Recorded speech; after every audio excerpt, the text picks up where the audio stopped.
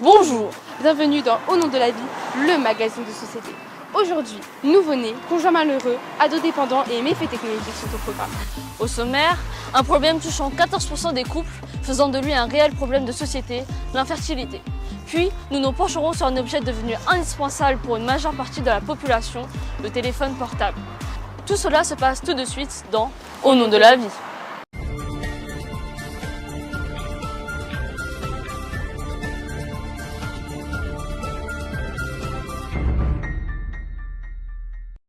Aujourd'hui, les méthodes de contraception sont très répandues et réputées très efficaces.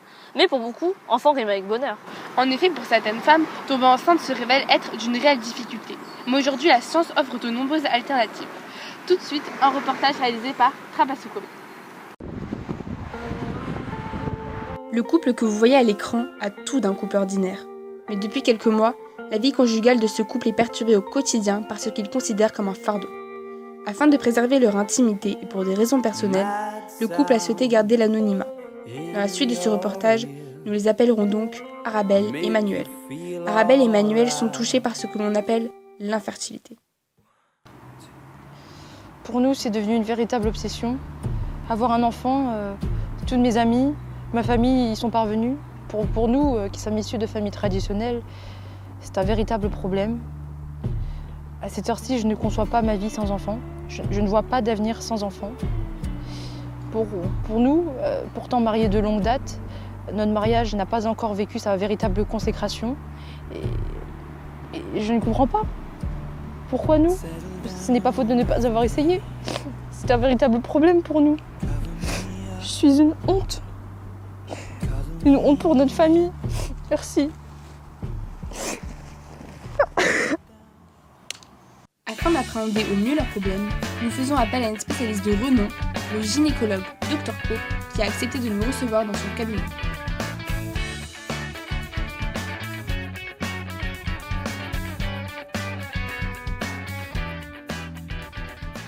Donc, problème de conception, c'est cela? Oui, c'est ça. Mon mari et moi n'arrivons pas à concevoir un enfant après de multiples tentatives. Je vois. Aucun symptôme ressenti? Pas de douleur? Non, pas ce que l'on sache. Aurait-il eu un dérèglement? Non, pas de changement. Tout est normal. Très bien, très bien. Y aurait-il une personne de votre famille ayant une infection sexuellement transmissible? Je ne pense pas. Nos parents ont tous fait un dépistage, je crois, et aucun d'eux n'a été touché par ces saletés. Je vois. Et donc, combien de partenaires sexuels avez-vous eu? Un seul pour tous les deux? Oui. Bien, très bien. D'accord, écoutez, je pense que l'origine de votre problème est l'infertilité. Il faut savoir qu'il existe plusieurs causes d'infertilité dans un couple. Nous avons tout d'abord les problèmes d'ovulation. En effet, certaines femmes ont des problèmes à avoir un enfant car tout leur cycle n'aboutissent pas à une ovulation. La femme peut de plus être soumise à un problème de muqueuse, donc à un trouble du développement de l'utérus, ce qui enlève tout espoir de nidation.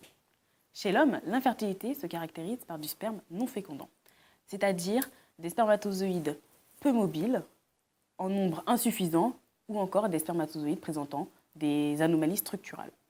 Mais il ne faut épargner les infections sexuellement transmissibles.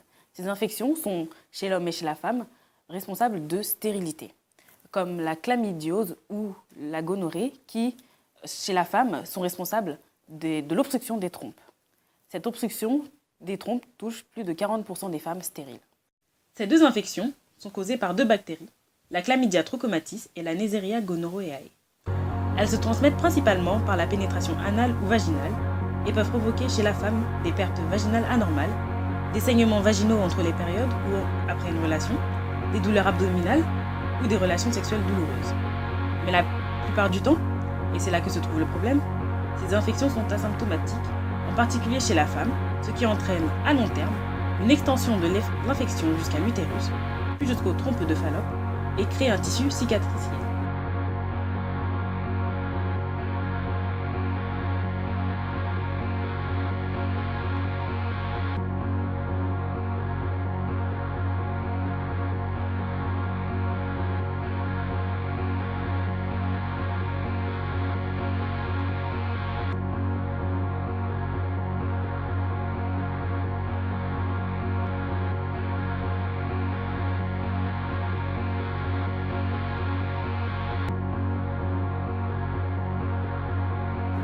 Ce tissu cicatriciel va boucher les trompes de Fallope, empêchant l'œuf de passer dans l'utérus et les spermatozoïdes d'atteindre l'œuf, ce qui entraîne la stérilité.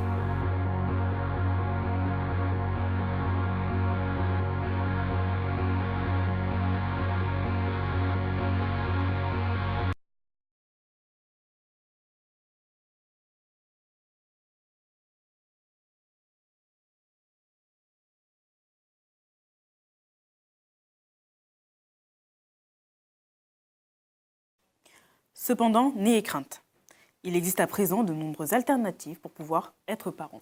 Une insémination artificielle peut se faire en cas de sperme peu fécondant. Et s'il y a une obstruction des trompes, alors il est possible d'avoir recours à une fécondation in vitro. Mais avant de prendre toute décision, nous devons nous assurer de votre état de santé, donc faire quelques vérifications. Je vous invite donc à faire quelques examens, ici pour madame et chez mon collègue andrologue, pour vous monsieur. Et nous pourrons donc voir si ce petit ventre gagnera un jour de circonférence. Nous nous verrons donc dans une dizaine de jours. Mais Merci beaucoup, merci. Au revoir. Au revoir, oui. Au revoir. Merci.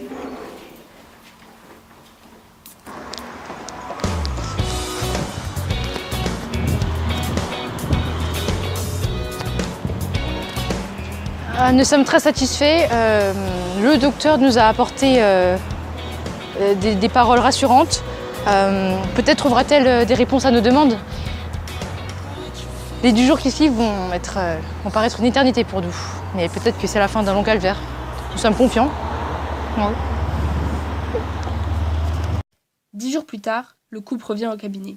C'est une journée décisive pour Manuel et Arabelle. Ils sauront si leur problème est une fatalité. Insémination, IST, adoption, quel sera le verdict final? Mais à l'arrivée du couple, quelque chose semble tracasser le docteur. Elle demande alors à parler en privé à sa patiente. J'ai étudié les résultats de vos examens et j'ai pu déceler la cause de votre problème. Cela provient d'une maladie sexuellement transmissible, la chlamydiose dont je vous ai parlé autrefois. Cette maladie a des symptômes qui ne sont pas très apparents, donc je pense que c'est pour cela que vous n'avez pas remarqué. Je pense que la suite ne va pas vous plaire. Vous m'avez précédemment précisé que vous n'avez eu aucun autre partenaire que votre mari, n'est-ce pas? Personne d'autre que lui, non. Jamais. Nous pouvons donc en déduire que il se pourrait que tout a une origine, même extérieure. Il semble qu'elle soit extérieure. Je pense que votre mari... Bon, éteignez la caméra, éteignez la caméra. Putain! Fais chier! Espèce de...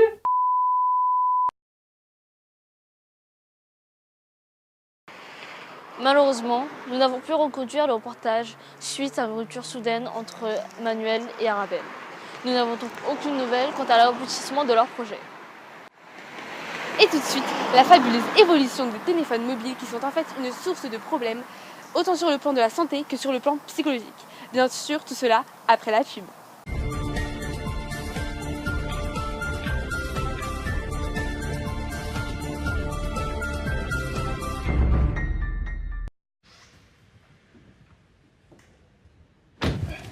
Et maintenant, c'est qui le patron? J'ai pas entendu. C'est qui le patron? C'est moi le patron! Ouais. C'est moi le patron! Ouais. Je suis le patron. Allô? Sixt, boost yourself. Louer différent à prix malin. Louez tout de suite sur sixt.fr.